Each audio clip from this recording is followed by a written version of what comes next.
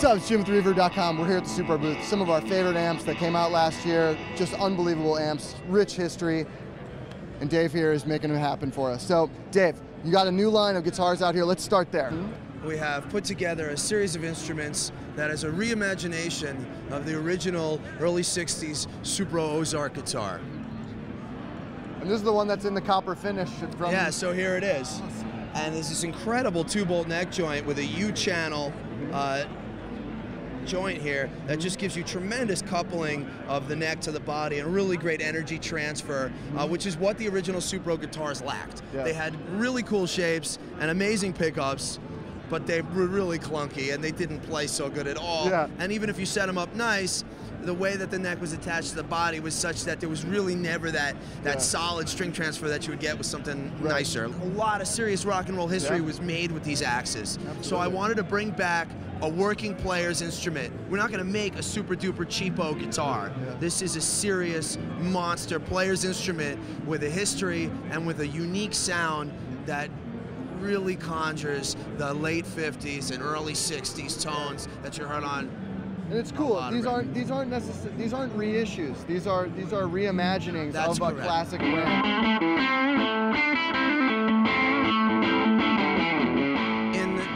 Continuance of our 1964 reissue of the Blue Rhino Hide series of amplifiers, we've now gone for the flagship model, which is the Royal Reverb. Now the Royal Reverb is a 210 platform. We've done it with 6L6 power tubes, and since we wanted to make this our absolute top-of-the-line flagship thing, we've developed an all-new preamp for it, which is of course based on the vintage Supro models. Yeah. It has a reverb. The Royal Reverb uses a 6-spring pan, and it's all tube-driven reverb. There's absolutely all tube circuitry. What are the tubes that are in this one? So this 12AX7 preamp, 12AT7 driving the reverb. We got 6L6 tubes in the power section, and then you have a 5U4 rectifier. Just like the original Supro reverb amps, the reverb is before the power tube tremolo.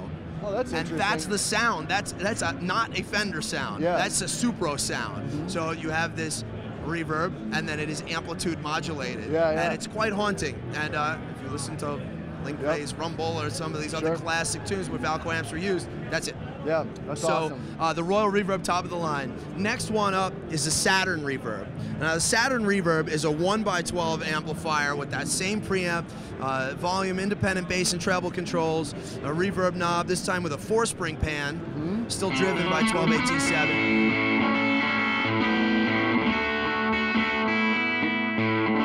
Everybody has to find their own tone. Sure. And the deal with reissuing the Supro amps is to bring back the long-lost option. I call this the other white meat of American tone. This was the main competition for Fender when rock and roll was born.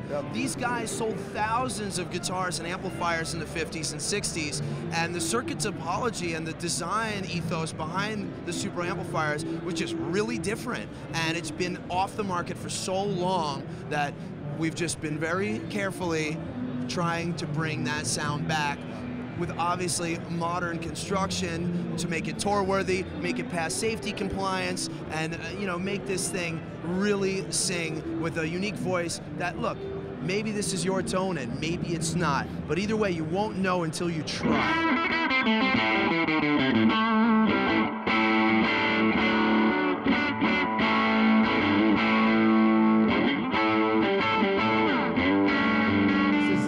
One tone that you need. I've played these, like I said, a bunch. These are amazing amps. Thank you. We love seeing them on Reverb, and thanks so much for the history lesson and making this all happen, man. You bet.